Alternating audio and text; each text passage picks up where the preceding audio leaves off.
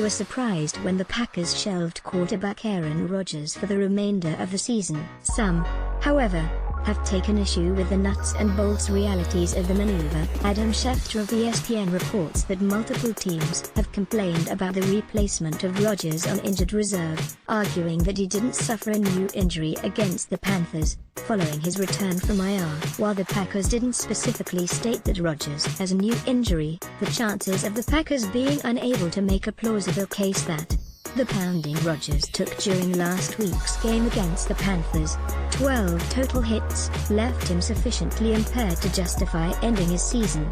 Besides, the Packers would hardly be the first, or last, team to shut down a guy late in the season even though he technically would be healthy within the minimum 6-week window that supposedly applies to any player who is placed on injured reserve. Look at the transactions, both from last week and those to come this week.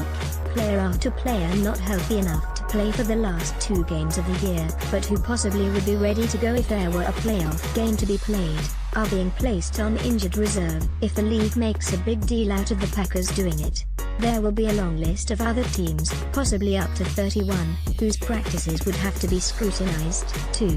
Also, forcing a team to keep injured players on the active roster doesn't exactly mesh with the league's ongoing efforts to promote health and safety. And again, Thursday football, which helps explain why the league routinely approves the placement of players on IR. So why are teams complaining?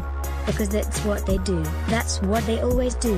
Teams routinely violate one or more rules, and teams routinely complain when they think someone else is violating one or more rules.